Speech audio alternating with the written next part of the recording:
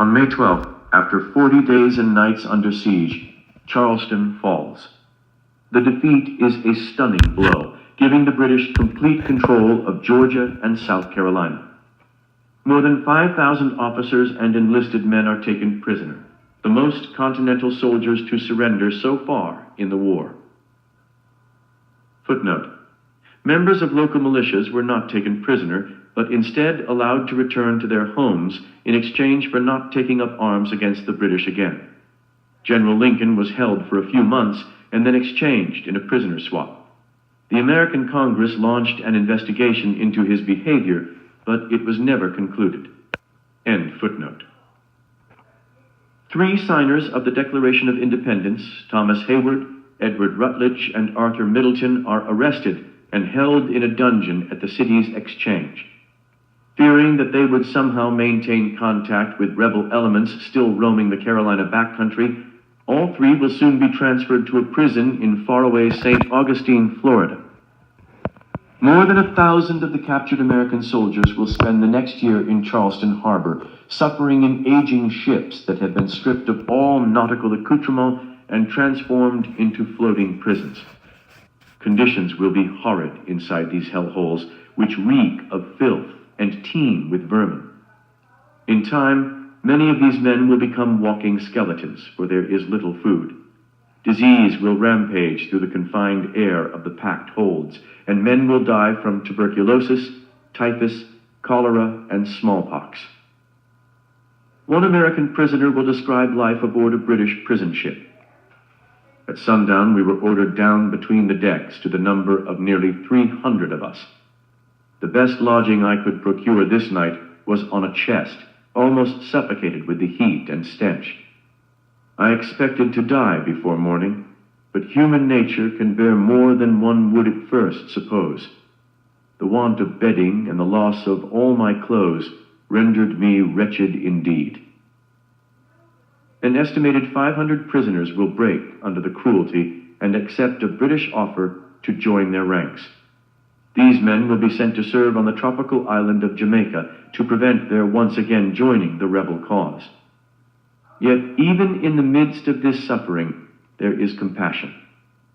A woman named Elizabeth Hutchinson Jackson makes it a point to visit the incarcerated Americans, nursing those suffering from cholera.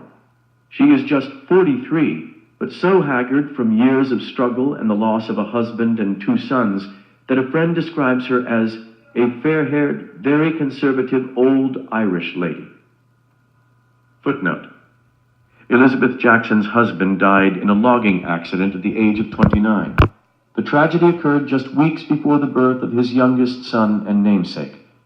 His other 2 sons, Hugh and Robert, died as soldiers during the Revolutionary War at the respective ages of 16 and 17. End footnote. Jackson well knows the name Banastra Tarleton, for the British Legion rode into her town shortly after the fall of Charleston and surprised the local militia, massacring more than 100 rebel soldiers, many of whom were trying to surrender. A new term was coined that day, Tarleton's Quarter, which means no quarter at all.